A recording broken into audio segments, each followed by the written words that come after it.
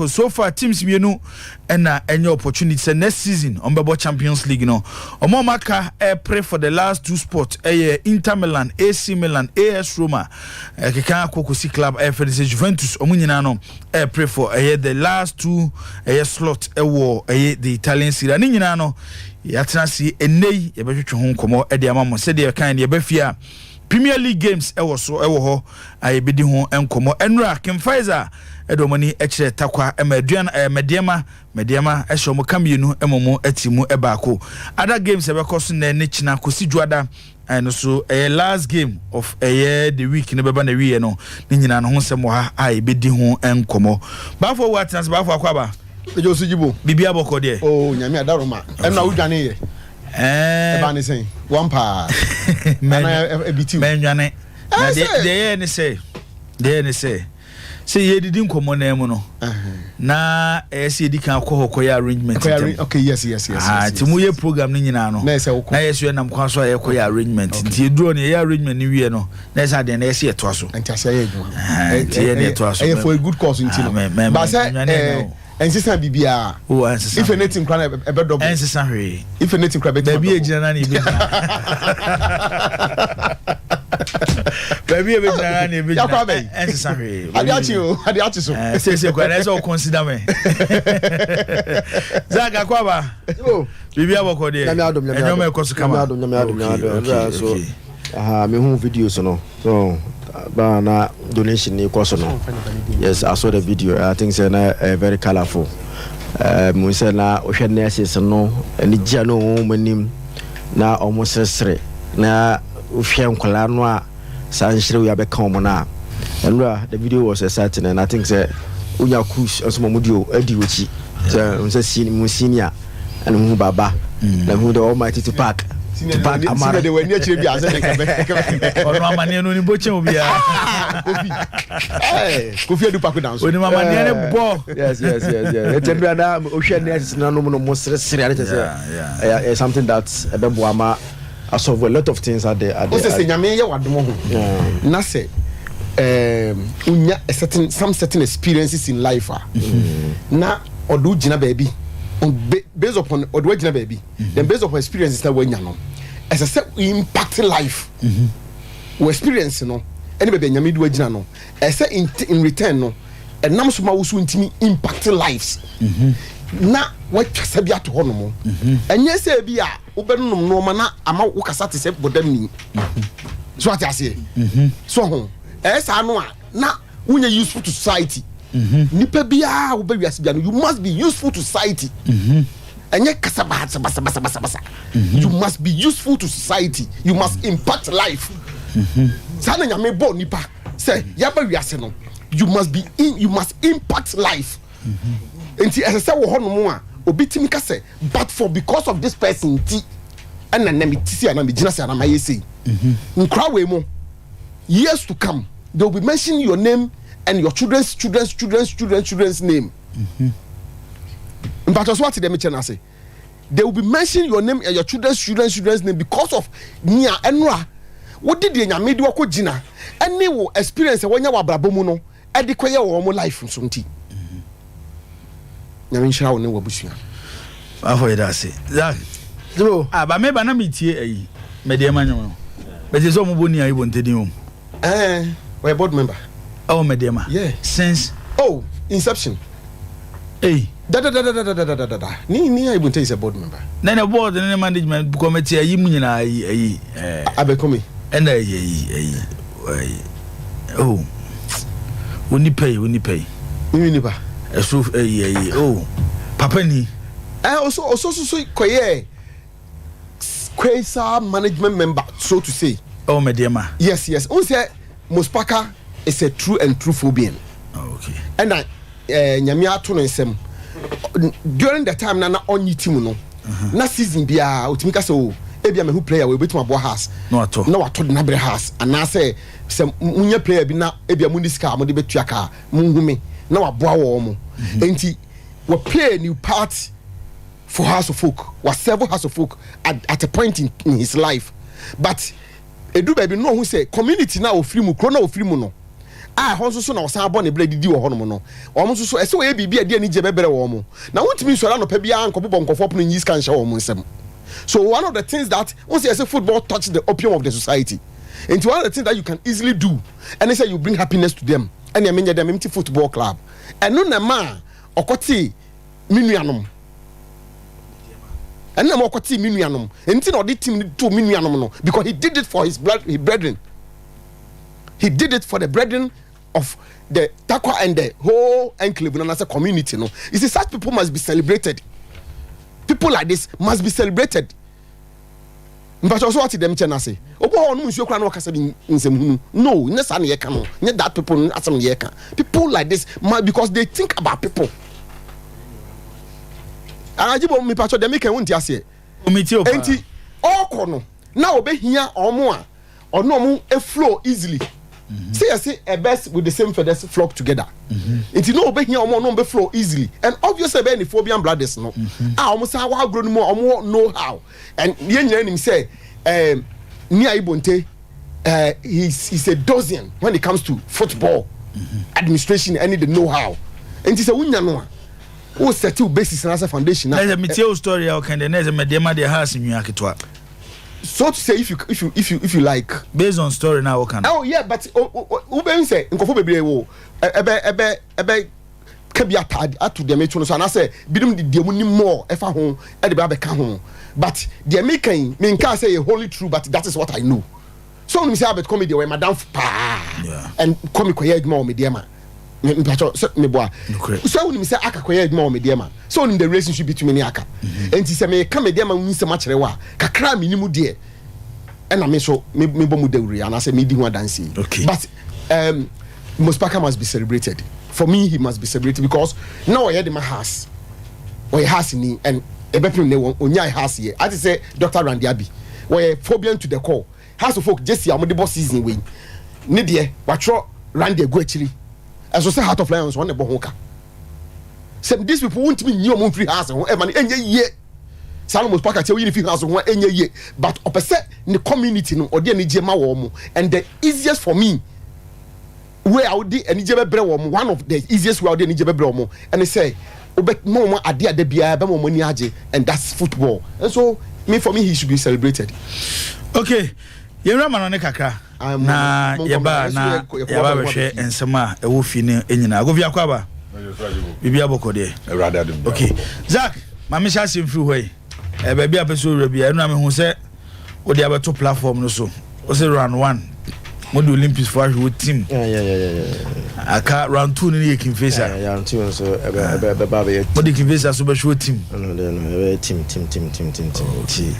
Olympics akwata mo ya mo bia so football e marasem unse oko this one na about mra what the law says enti yenkofa obi a or say we minimum we know say there be one yemfa nyedmo this year enti whatever you say in a way no we say no na obi so the fake documents square. So the committee will like they will go through it and confirm say fake and fake and you know they will decide it over there and I think say like say and round so no you be fear media must be no automatically means kotoko the league they can win league this year and the moment media won no they are out because media must lose all their games in pono kotoko sheni na almost kotoko to head. But so mo lose so be so ta moto da me ka kotoko asem na so like we say kotoko teams like say na ye yo mufiri 1 so kotoko na asafi ye yo mufiri 1 and for kotoko the media win automatically make sure they are out of the 30 race omo timi win league bi mo kroma say nti afedi akoye media ma omo timi win league afi nti akoye media ma be chim ebiana. That's how many points. That's not one winning. Kotoko. Anti has no Kotoko there. After the mere Garawi, Onkaling and Ogra, and I 3 teams we pay in terms of serious contenders. Teams some more chance of meeting league in Okromasi. Jibo, Zakito. I like the. So I follow the Sebastian Haller story no. Dortmund to Sebastian Haller. Born again, my Sebastian Haller picture. from Ajax after a wonderful season because before Haaland, they were not 21 league goals for Ajax in the Eredivisie. Not just that. Now, Abante Fenix Sebastian Haller, Champions League, he was virtually the main man for Dortmund in the Champions League before. Now, Omu Efrim. Yakotis Kakoto Sebastian Haller be PM or Borussia Dortmund. Oba ya say Oyare ya diagnosis say cancer. Enti papa no ontimi si aka fama Borussia Dortmund. What a sad story for Haaland. Na be feel say I feel on podie it will abia na say when timi mpo anye and take parts when in terms of ball na Dortmund everybody season no ebia na Haaland entimi ambobi from Borussia Dortmund after 21 league goals 11 Champions League goals and ukani na aboma league any Champions League nko ano Sebastian Haller actually 32 at the time Ajax before he joined Borussia Dortmund. He has been diagnosed of cancer. Otifibo no Mbobi. Dortmund pre up and down. And the Bayern Munich obodo no mu lusu no makshe. Eti omo F play the season now with that Sebastian Haller till say yeba January Haller ho atono. Washasi Asia kai either ama Borussia Dortmund. So far, I think he has played about 18 or so games for Bobo for the Borussia Dortmund. Now the man story no just an inspiration to be and say so Oshe Allah the story me to don't give up in life. The story no don't give up in life because him upon all he went through no today. League no more April no. The last need goes and I do amuko. Oba back and no goes and why did the man. He went about 6 or 7 games without scoring for Dortmund.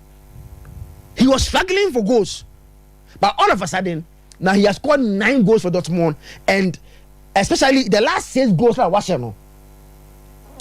One of the most important goals Dortmund have scored this season because goals are Washington.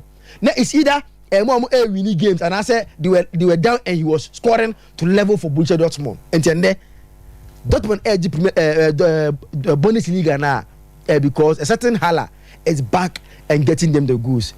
And then 130 ball against Mainz 05. It was Signal Iduna Park. A Liga for 10 years. Bayern Munich aja 10 good years. Omaja to anyway. And the pure definition of Ames League 10 years in a row. Or my jack was obianti so and I thought Bayern Munich had dominated this particular league. Come on, yeah, Pam, Papa Efano, Bayern Munich coach, Nagelsmann. Though na Bayern Munich ain't comfortable, but they look okay. They were in the Champions League. They were in the League Cup, no, DFB Pokal, and they were first in the Bundesliga. Even though now points no and said that until they were first in the Bundesliga, they were in the Champions League, they were in the DFB Pokal semi-final. All of a sudden, you're Pam Nagelsmann, you're the coach. I found to Mastuki Aba, we're out of the Champions League. Poka and Freiburg, you now. Just last week, Leipzig Allianz Arena, Abesha Bayern Munich 3-1. Then Dortmund won away against Osbeck. That win no and the league table now. Dortmund LED the league table with difference 2 points, almost 70 points. Bayern Munich 68 points. And because of say the aggregate goals now, Bayern Munich won. They can't afford to drop points. Okobo Dompa na Bayern Munich send game na Bayern Munich budget Bundesliga. So and there Borussia Dortmund's fate is in their own hands. There's some years say beat Mainz 05 at Signal Iduna Park and you are champions of the Bundesliga. Today, my bet is on Borussia Dortmund. Say Oyerepa against Mainz 05. They have to win against Mainz 05 to make sure say they win the Bundesliga for the first time in about 10 years. Bayern Munich are dominating this particular league. Bayern Munich now Cologne. It's a game almost no. Yes, Cologne comfortable in terms of league no more and they don't have any chance of playing in European football. And see they are content with where they are. But Bayern Munich actually said in recent times they have not been so consistent because games be on multiple points in the Bundesliga now. You can't just stick your neck and say Bayern Munich will go and beat FC Cologne. Cologne for few no. Okay. Yes, even though baby Eugene, I tip them to beat FC Cologne, but same thing no. And I expect Borussia Dortmund say Ombeshe -05, then win the Bundesliga. And my sure bet is on Borussia Dortmund say the Ombeshe Mainz. Now it looks like Mainz ni Cologne no is safe. Mainz at the 9th on the league log, 45 points. Yes. And Cologne also that 10th with 42 points. 42 points, yes. Into Omumi no is safe. Relegation omunko. And European slot no.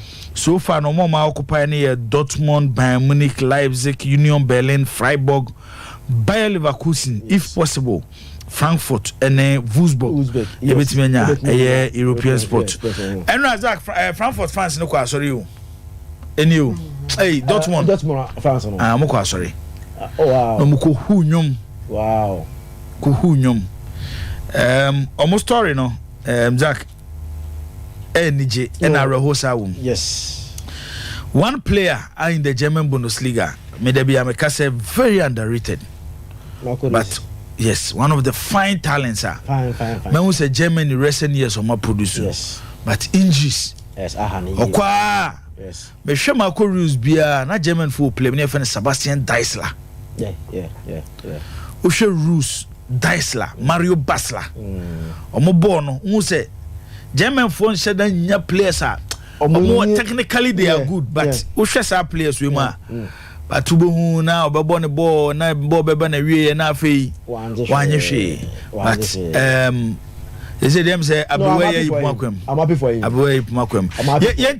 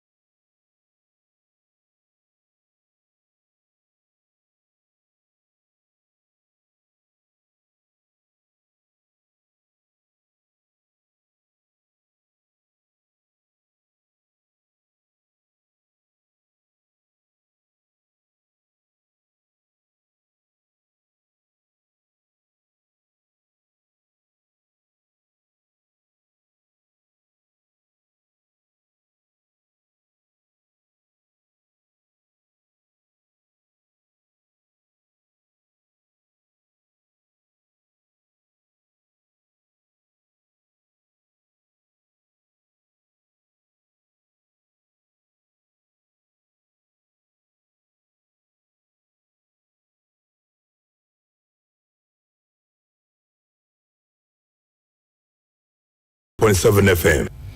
You never walk alone. We Enra Borussia Dortmund. Almost supporters omuko PMO sorry them. Ede na se ekoma nyankopon. Se die. Em sa afene no ani. Yes. Afene no ani ti. Nyame mo omo na omonje German Bundesliga no. I think they have done well, but ombe we season so. Ombe me say Mahmoud Daoud. So neighbor Brighton. Yes. And Jude Bellingham's reports just say he's moving to Real Madrid. Yes. But I think Oma idea that's one the one club Oma produce a lot of quality players. Yes. Indeed. So Omo deserve squad players omo dey say edwin na coach no is Tadic, right? Yeah, Tadic. I say Bonabaso. You see, look at their back four. Still Hummels or Matumos, yeah. Nicolas Sule. Ninya omumienu from Bayern Munich. Yes. And these are players at the point that mobile fees they are done as we. But these are guys are still now. Or you some of the any resource. Look at the amount forward. You just say Rafael Guerrero at left back. Ubenya Emre Can is still playing for Borussia Dortmund and still performing at the highest level for them. Ubenya Bryant another one talent that is emerging. Also, no akwe Marco Rus, that Julian Bright, very skillful, very talented, the vision. But also no, unse say hano. Oba no akwa tra kra, oba no akwa very good player. Jude Bellingham, Melin, Reina, you know, Adeyemi. Usho mo players now. Now the two Bayern Munich squad no. These are not players that you know should be winning Bundesliga ahead of Bayern Munich. Eti Juma Tadic Ayeni ate ye born about so, and I think say today say omutimi esha now they are winning their 9th Bundesliga trophy. Who is that upon the rivalry and being the second force in German football? No, difference between Dortmund and Bayern Munich in terms of trophies won, the Bundesliga titles will be a war because they almost 8. If they win today, now much no more their 9th Bundesliga trophy, which I think say the rivalry in the gap no every year pa. And the Obia no media my supporters for them. I want them to win and win the Bundesliga because team back 10 years wajija to us no. I am so boring until today. My support is Dortmund. Yeah, Dortmund. So, and the league with the Bayern and the Ache Dortmund. Also, man, that decision to sack Nagelsmann no, and of course, more. And then just say Tomasuki about Kuju. But time no was very poor because with Nagelsmann upon the number for no, they were in total control. Yeah.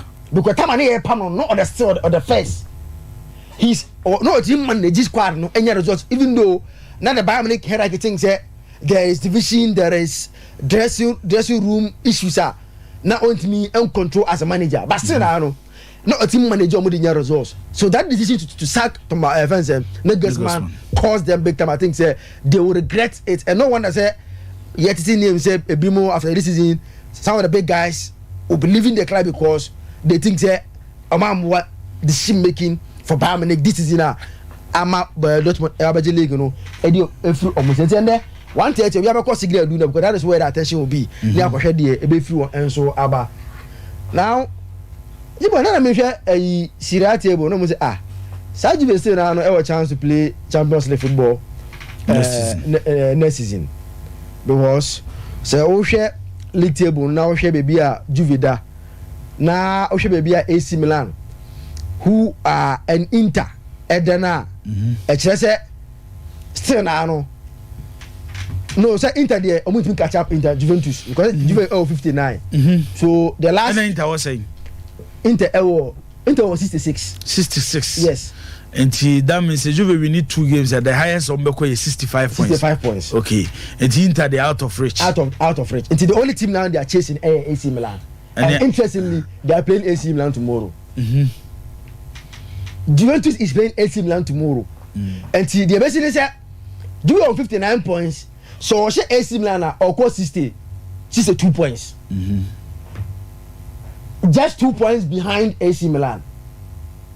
But the amount that I'm interested in say what's the last day games you know. Juve Eugene no.